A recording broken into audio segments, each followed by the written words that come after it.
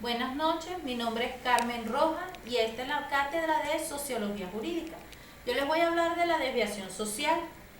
Le vamos a dar un concepto, hablar de sus características, sus causas y sus tipos. La desviación social es una conducta que viola las normas establecidas por la sociedad. La familia, los amigos, la escuela, el Estado establecen cuáles son las conductas aceptadas y cuáles no. Por ejemplo, la familia tiene normas internas, normas que se establecen en el hogar. Casi siempre se le establece al adolescente una determinada hora para llegar a la casa. Algunos adolescentes suelen acatar esas normas, mientras que otros no lo hacen. Cuando un adolescente no acata las normas internas, suele incurrir en una conducta desviada de tipo negativo, ya que provoca malestar en el hogar. Se generan discusiones, se generan conflictos. ¿Qué características tienen las conductas desviadas? Vamos a hablar de la conformidad, de la no conformidad y de la relatividad. Según Howard Becker, estas conductas, por ejemplo, la de conformidad es aquella conducta donde las personas se adaptan de tal manera a las normas que suelen resaltar entre las otras personas y que se desvían de una manera positiva. Suelen superar las expectativas de la sociedad. Por ejemplo, son los casos a nivel académico. Hay personas que logran altos índices académicos y se les premia con ese alcance o con esa meta cumplida con títulos denominados cum laude, summa cum laude. Mientras que la no conformidad es una característica contraria a la conformidad. Son aquellas conductas donde la persona viola las normas de manera negativa, generando malestar entre las personas, entre los grupos sociales que fijan estas normas, y si incurren en alguna norma, en algún delito, en una conducta que sea un delito, pues entonces tiene una sanción de tipo legal.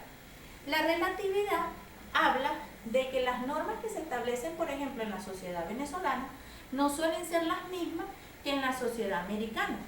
Demos un ejemplo de ello. Por ejemplo, acá en Venezuela no está permitido el aborto, ni a nivel social, no es aceptado en la sociedad, ni a nivel legal. Mientras que en Estados Unidos existen leyes que sí permiten que las mujeres interrumpan su embarazo. La relatividad se refiere a que las normas ético-morales no son las mismas o son distintas en cada sociedad. Vamos a hablar de los tipos. Existen, según el mismo Becker, existen dos conductas desviadas, la negativa y la positiva. La positiva fue la de la conducta de conformidad que hablamos anteriormente, y la negativa él la divide en tres: la pura, secreta y falsamente acusada.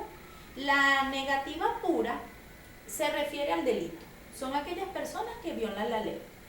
La secreta son aquellas normas establecidas por la sociedad donde el individuo las conoce y las acepta, pero aún así transgrede las normas. Por ejemplo, la infidelidad. La infidelidad es una norma que no es aceptada tampoco en nuestra sociedad venezolana. Sin embargo, existen muchas personas que incurren en esa conducta, pero no se hace público. Por eso se habla de que es una conducta secreta. Y la falsamente acusada tiene que ver directamente con una teoría que se llama el de la etiqueta o etiquetamiento.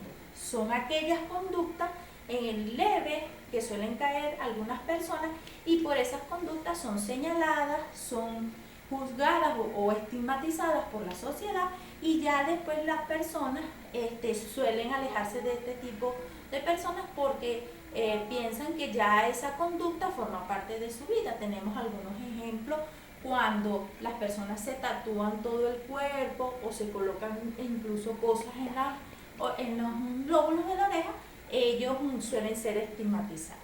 Entre estas tres conductas negativas, conductas desviadas negativas, Becker habla de dos estados o dos etapas: primaria y secundaria. Las primarias suelen ser aquellas conductas que solamente han incurrido una vez y las personas las estigmatizan y las señalan. Entonces esta persona que incurrió en esta conducta reflexiona y desiste o no vuelve a repetir. Mientras que en la secundaria es todo lo contrario. Por esa estigmatización de la sociedad o ese señalamiento, entonces la persona en defensa repite el patrón de conducta. Ya para finalizar, vamos a hablar de sus causas. Existen muchas teorías que hablan de las causas que se generan la conducta o las causas que generan las conductas desviadas. Sin embargo, yo les voy a hablar de la biológica, la psicológica, círculos concéntricos, sociológicas y asociaciones diferenciales. La biológica habla de que existen rasgos o condiciones heredadas que los individuos son propensos a caer en las conductas desviadas por esas condiciones. Mientras que la psicológica se afirma que el medio ambiente es el que influye en estas conductas desviadas. Los círculos concéntricos dicen que la desintegración familiar y los estándares culturales contradictorios influyen en las conductas negativas, en las conductas desviadas negativamente. La sociológica habla del temor a la sanción. Ellos establecen una teoría de control social.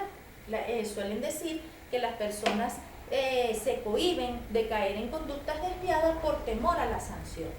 Y aquellas de asociación diferencial establecen de que los grupos delincuentes y la falta de vigilancia familiar influyen grandemente en las conductas desviadas. Esto ha sido todo. Muchas gracias por su atención.